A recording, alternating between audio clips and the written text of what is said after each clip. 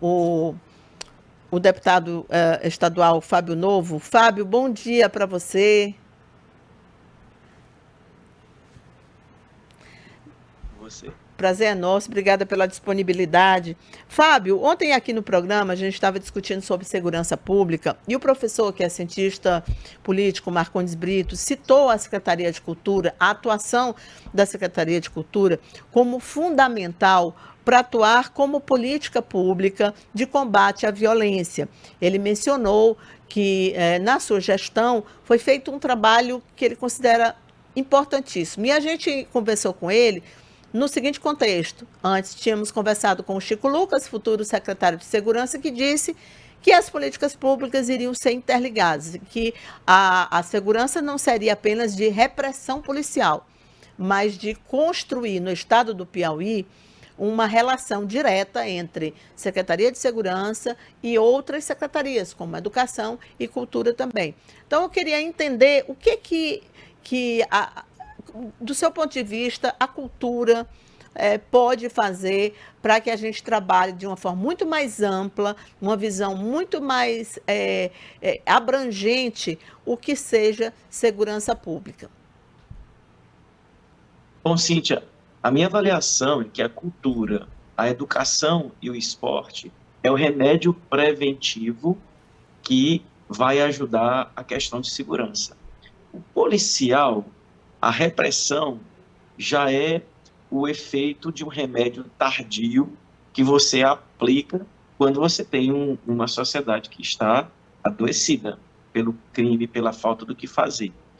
O que aconteceu, na minha avaliação, com a deterioração da segurança pública, não só no Piauí, mas no Brasil, é que muitos equipamentos sociais, eles foram abandonados. E esses equipamentos sociais, por não existirem nos bairros, permite que nós tenhamos uma onda maior de ociosidade, e aí também vem a questão do crime. Eu vou te dar um exemplo que nós estamos vivendo agora, que é extremamente exitoso. A reconstrução do CSU do Parque Piauí, que agora vai se transformar numa grande escola de artes e empreendedorismo. Esse equipamento ele está sendo finalizado agora, e no mês de novembro, vai ser entregue pela governadora Regina Souza. Ele é um equipamento que você vai oferecer para a comunidade cursos profissionalizantes, você vai oferecer a prática do esporte de volta na comunidade, como a piscina semiolímpica que tinha lá, a quadra de esportes. Dentro desse equipamento, você vai ter um teatro e você vai ter também salas para oficinas culturais. Resumo da ópera.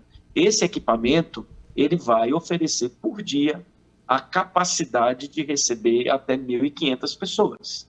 São 1.500 pessoas que estarão, como a gente diz no interior, intertidas. Elas estarão fazendo alguma coisa. Elas estarão se profissionalizando. Se você pega uma experiência como essa e consegue expandir por todo o Estado, você vai ter equipamentos públicos à disposição da população, aonde elas terão algo que fazer, e isso é um componente muito importante, e nesse aspecto você tem razão, de que nós temos um mecanismo de prevenção da violência. Isso foi pensado lá atrás também, com os céus que começaram a ser instalados. Agora, é preciso que haja uma política pública de mais orçamento, de mais recursos, para que essas coisas possam efetivamente funcionar.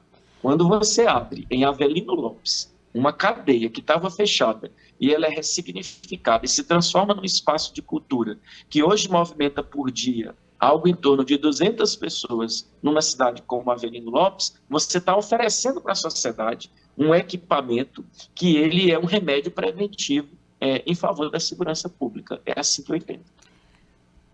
Verdade, Fábio, a gente sabe que funciona bem dessa forma, mas assim, o que me surpreendeu foi que é a primeira vez que eu ouço isso aqui no Piauí, de se integrar, de se integrar. Eu tenho muito ouvido falar, e aí eu até entendo, porque há uma urgência mesmo, há uma urgência em aumentar contingente policial, há uma urgência em reprimir as facções criminosas. Nós sabemos disso, mas também sabemos que é como aquelas doenças, né? Se você não tratar a fonte da doença, não adianta muito que você vai sempre estar tomando o remédio para a febre e a febre vai voltar uma determinada hora porque só vai funcionar se for com um antibiótico mais potente.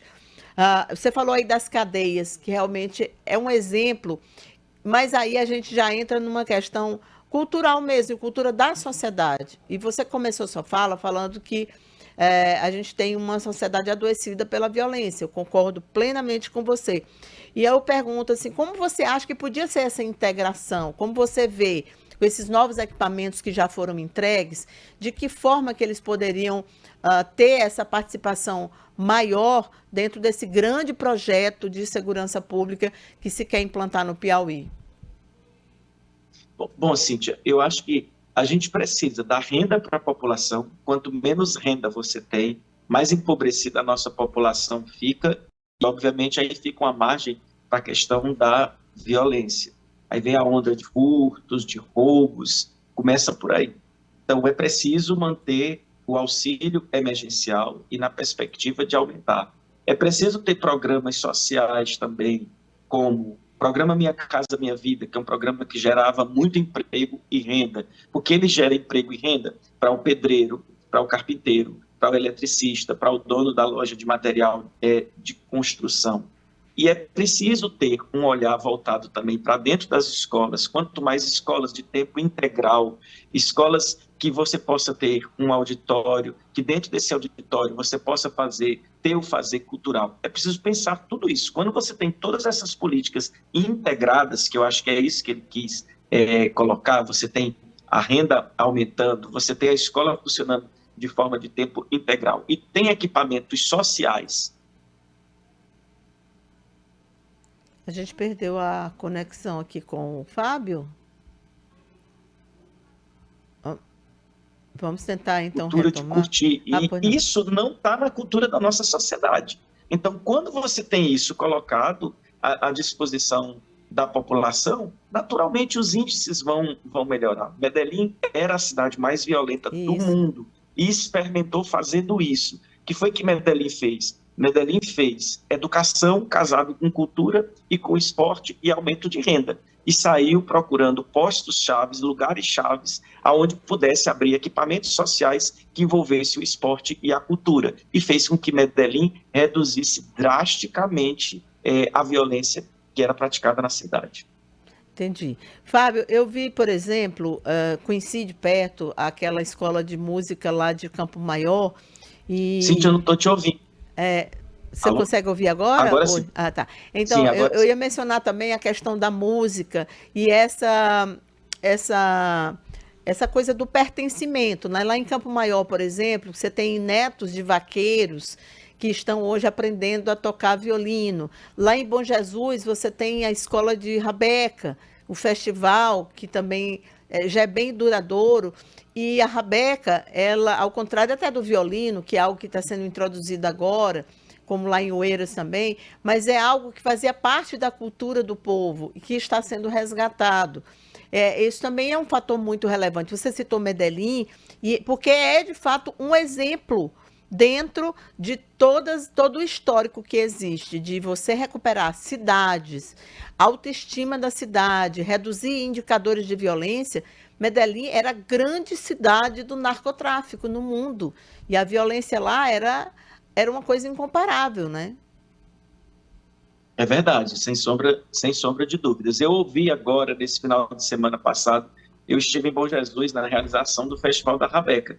E eu ouvi um depoimento do Francisco.